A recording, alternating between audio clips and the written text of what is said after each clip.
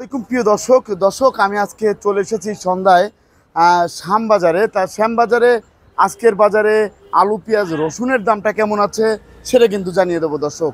দর্শক পেঁয়াজের দামটা কিন্তু আগের চেয়ে অনেকটাই বেড়ে গিয়েছে।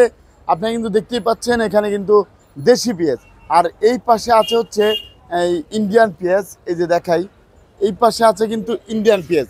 তা আজকের বাজারে এই সন্ধ্যার সময়, ভরা সন্ধ্যার সময় দামটা কেমন আছে সেটা জানিয়ে দেবো। দর্শক আমি আছি সদরঘাট শ্যামবাজার লালকুঠিরে।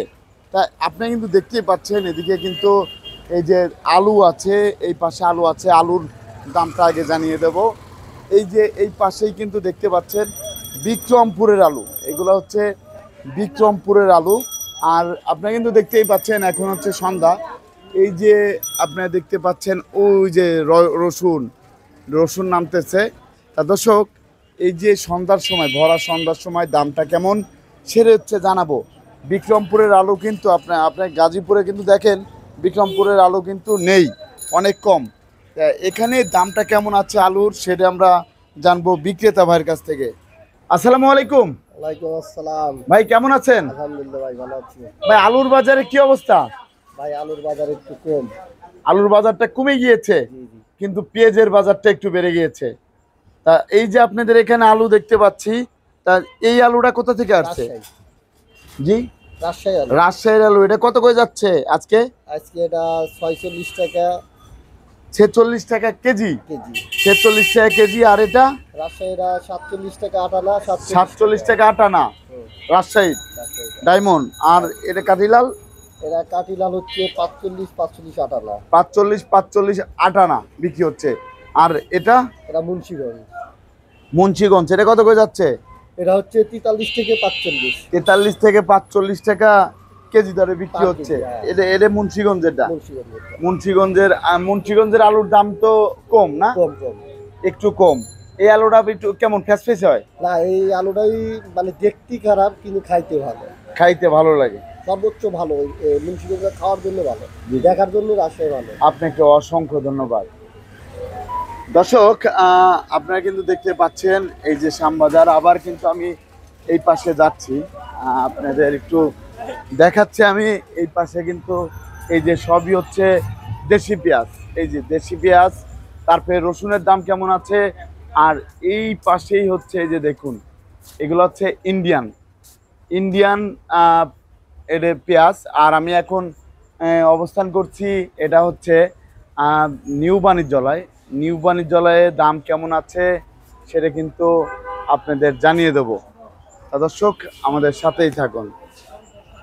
আসসালামু আলাইকুম। ওয়ালাইকুম আসসালাম। ভাইজান কেমন আছেন? আছি ভাই, আলহামদুলিল্লাহ ভালো আছেন? ভাই গাজীপুরে ছিলাম, আবার তো আপনাদের শ্যামবাজারে চলে এসেছি। বেচা কিনা কি অবস্থা? আছে আলহামদুলিল্লাহ, টুকটাক মোটামুটি হয়েছে আল্লাহ দিলে পারে। মোটামুটি। এই যে সন্ধ্যার সময় দেখতে পাচ্ছি কোনো বেচা কিনাই তো এখন নেই। সন্ধ্যার সময় তো বেচা কিনা হয় না ভাই। সন্ধ্যার সময় কিনা সকাল থেকে মনে করেন বিকাল বন্ধ, সকাল থেকে বিকেল পর্যন্ত। সন্ধ্যার পর বেচা কিনা একটু কম। সন্ধ্যা থেকে রাত্রে বেচা কিনা একবারেই হয় না শ্যামবাজারে, কম হয় একটা দুইটা এরকম। দর্শক আপনারা কিন্তু দেখতে পাচ্ছেন এখানে বেচা কিনা কম হয়, কিন্তু গাজীপুরে দিন রাত 24 ঘন্টা হচ্ছে বেচা কিনা হয়। এখানে হচ্ছে এই যে এমনি জ্যাম পড়ে থাকে দেখে এর জন্য রাত্রে গাড়ি ঢোকে, মাল হচ্ছে নামে, রাত্রে মাল নামে, সকালে বেচা কিনা একটু ভালো হয়। পেঁয়াজের দাম তো বেড়ে গিয়েছে। পেঁয়াজের দাম আপনার দুদিন আগের থেকে বাড়তি। জি, শুধু বেড়েই চলছে। আশা করা যায় সামনে আরো বাড়বে। এই যে কৃষকরা তো বলতেছে ভাই আমরা তো পেঁয়াজ রাখছি, এখন ছাড়বো কিনা। এখন এই সামনে এখন আস্তে আস্তে ছাড়ুক, একবারে ছাড়ার দোকান আস্তে আস্তে ছাড়ুক। জি, কারণ কুমার লক্ষণ খুব কম, বুঝছেন। আর তারপর আরেকটা কথা কি, যে বাইরের মাল যদি না আসে তাহলে মনে করেন বাজার আরো দ্বিগুণ হবে। এই যে ইন্ডিয়ান পেঁয়াজ তো আসতেই আছে না, ইন্ডিয়ান পেঁয়াজ আসতেছে খুব কম, খুবই কম, পত্তা বেশি বিলে এই কারণে। বুঝছেন। আমরা এখন অবস্থান করছি তো এই যে নিউ বাণিজ্যালয়, না ঢাকা শ্যামবাজার মেসার্স নিউ বাণিজ্যালয় ঢাকা।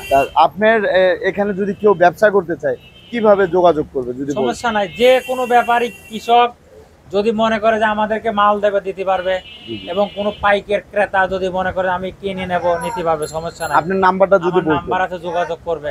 নাম্বারটা কি বলেন? 01715978036। ধন্যবাদ। এই যে এখন পেঁয়াজের দামটা জানিয়ে দেবো দর্শক।